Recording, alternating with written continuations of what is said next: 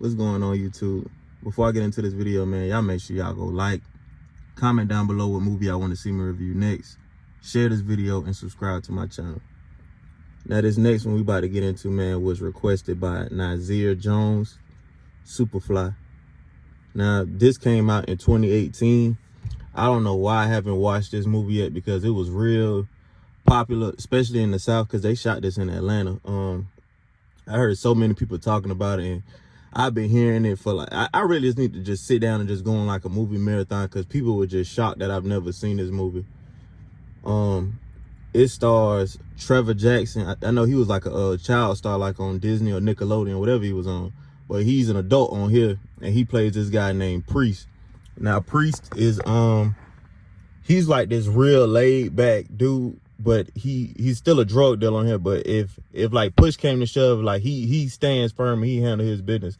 It's a lot of guys like this, like they don't want no trouble, but if you like try them, they'll show you like they not nobody to play with. And he was doing that this whole movie. But what kind of threw me off about him is, like, I know even if you haven't seen this movie, I know you probably seen the posters of it. Like, he got like this slick back perm, like stuff they used to wear like in the 60s. That kind of confused me. I don't know if they was trying to have like a different type of Superfly, or if they just wanted him to if he wanted to have that hairstyle itself. But it kind of was throwing me out. But people in the movie was making jokes about his hair the whole time. But yeah, he's like this up and coming drug dealer. I mean, he was selling drugs since he was a teenager. He got put on by his big dog named Scatter.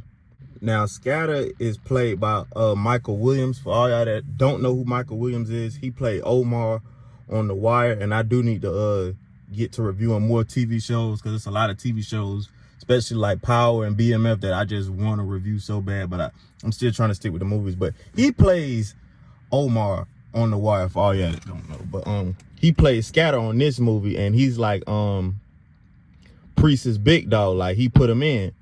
Now, Priest on here, I wouldn't want to say it was a beef right away, but it kind of turned into a beef. Like, is this group of guys on here named the Snow Patrol. Now, like, the Snow Patrol, I like what they was doing on here. Like I said, they not really a rival of Priest, because like when Priest seen them in the club, like they got on all white, they at the top, they throwing money, and like they leader is Big Bank. For all, shout out to Big Bank. For all y'all that don't know about like Atlanta culture, like he's really big down there. But and he did a great job acting on here. I'm not gonna lie, I was kind of shocked like how good he was acting. But he like the big dog of the group. Now, somebody told me that like the underdog on here that's under Big Bank was supposed to be played by 21 Savage, and I kind of see like the resemblance, because he do got like a knife in his forehead, like how 21 Savage be rocking the knife.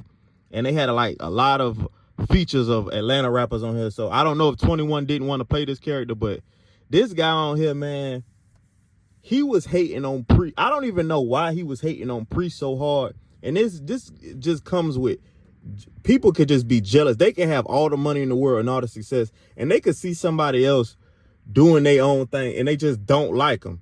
Like, I can never understand it. Now, if you was broke and somebody was rich, I can understand you hating on them then. But it looked like the Snow Patrol people on here, they had more money than Priest and was doing better than Priest, and this guy was still hating on them. So when they was in the club in the opening scene, Priest went over to Big Bang and was talking to him. Now, as they got to talking, he was just like, man, he was telling his other guy, like, why you don't like Priest? Like, what did he do to you? Like, we getting money, we successful, like we doing our own thing, he doing his own thing. Like, just leave it alone. It ain't nothing to even be hating about. The guy who I'm talking about, his name is Juju. He's sitting like right in front of the club. You know, like, it's places where, you know, whoever you don't like or just anything could pop off, you could be sitting in that spot waiting for him. I'm not saying he was necessarily waiting for Priest to come out, but it kind of looked like that.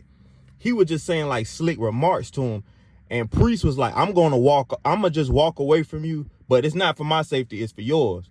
And I done had a couple situations like that. Like, people think just because you laid back and chill, like, it's sweet. And bro was telling him, like, it's really not. But I'm doing this for you. I'm not doing this for me. So they got to arguing, whatever, and then they got to fighting. Now, the dude Juju tried to shoot Priest, but he ended up shooting a girl. And like all the Snow Patrol people, they put Juju in the car and they drove off. Now, Priest gave the girls some money that got shot, and he took off. So now, like, when stuff like this happens, like probably in the drug world, people probably get so shook and they just like, man, it's time to make some changes. Like, when stuff get real, an alarm should go off in your head. Like, man, I got people hating on me. It's too many negatives that's coming with this. I need to make a change. So it's like Priest, he was just going through the motions. He was trying to tell his boy Eddie at what just happened. Now, for all y'all that don't know, Eddie is played by Jason Mitchell. Now, Jason Mitchell played Eazy-E.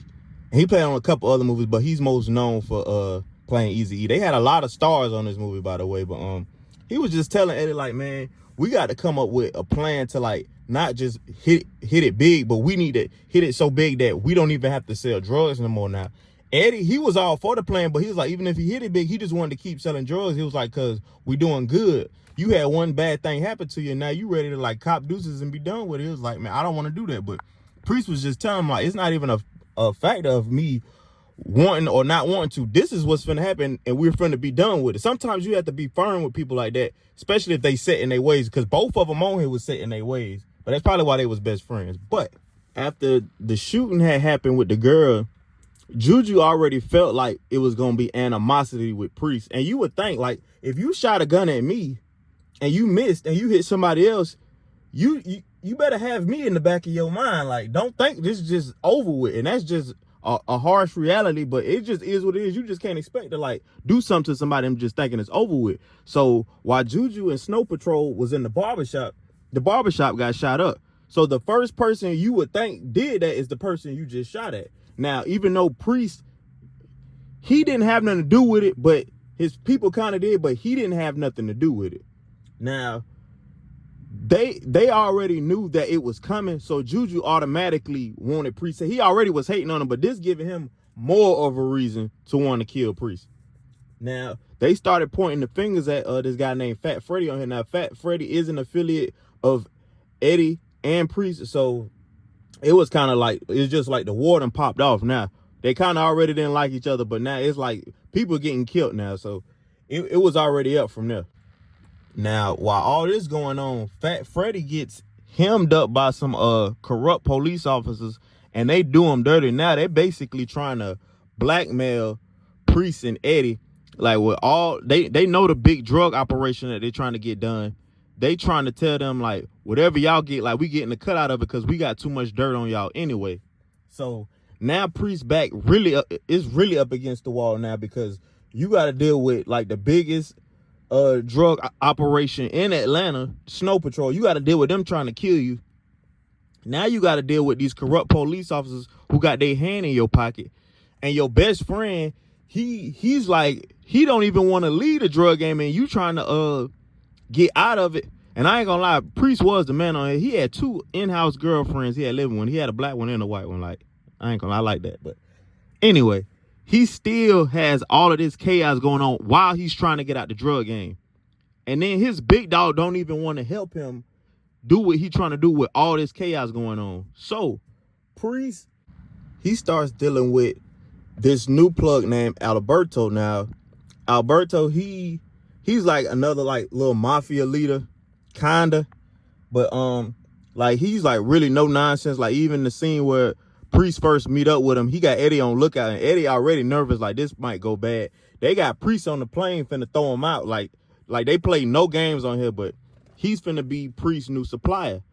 Now, this guy doesn't know that Priest is hemmed up with the police. He does not know this. Like, Priest had his hands in a lot of different situations on this movie, which would have been stressing me out. I'm not gonna lie. But at his boy Fat Freddy's funeral, Priest big dog Scatter pulls up on him, and he basically forced him in the car to go meet with Alberto. Now, me, if I was Priest, I would have been scared, because I'm looking like, dang, man, I ain't even know y'all boys rock with each other like that. But not to be trying to set me up or no way, but Alberto ends up killing Scatter, because he found out Scatter was stealing from him, and he let Priest go, basically tell him, like, you not finna be able to, there's no way you finna be able to get out the dope game. Like, and that's what a lot of people don't understand. When you sign up for that stuff, man, you got to know what come with it. Like, you think it's just so easy to get in there, but when people is depending on you and you got beefs over here and beefs over there, even if you want to get out, it's kind of like you stuck. That's why I tell people just don't get in the streets anyway, because there's no way out of them, realistically, not movie wise. But them Snow Patrol guys, they came back for Priest closer to the end of this movie, and they like just shooting up the house. And one of Priest's girlfriends, the white girl, she gets killed. And it's like you could tell, like on some of these movies, even though they be having money and success and stuff, like you could tell it just be stressing them out, like the situation they got to go through to keep it, well, to get it, to keep it and maintain it. Like I know that like when he was in the hotel with his girlfriend, they were just sitting on the bed, like after the other girl got killed. I know he was just thinking like, is all of this worth it? Like, is everything we going through worth it? People getting killed, people that I'm close to keep getting killed. So they set up this whole arrangement where the dirty cops, they get set up they self. Priest gets his lick back with the Snow Patrol guys, because he ended up taking care of them after they left, after they got done shooting up the house. It caught on fire and they ended up getting they lick back with them. Alberto, he gets killed by his own mama. Like, I'm like, wow. Like, I don't know how the cartel and all that stuff work, but they don't even be caring about blood over. Like, if you do something like that's violation to them, your own mama could kill you, or your own brother, sister. Like, they don't play that mess over there. Like, she killed him because Alberto had, I think, ratted on his brother back in the day, or he did something with his brother, and she ended up killing him. Like, they put him in like this cremate machine, and she killed her own son on her. But the dirty cops, they ended up going to jail. Snow Patrol get taken care of.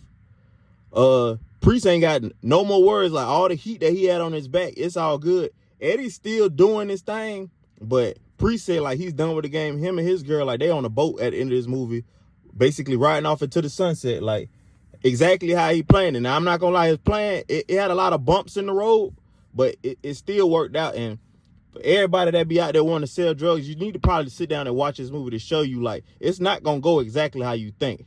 And that's with really any drug movie. And I'm finna start doing like a lot of more gangster movies. Like, y'all haven't really been requesting those, like movies like Goodfellas and Casino and stuff like that. I really been wanting to watch those movies. I've seen them already, but I want to rewatch them. But this is more like up to date. Like, this came out in 2018. But I, on a scale of this, I give this like a 6.5 out of 10. Like, it wasn't bad, but it wasn't like overwhelmingly good. It was like an okay movie. I'll give it that. But y'all make sure y'all go like, comment down below what movie y'all want to see me review next. Share this video and subscribe to the channel.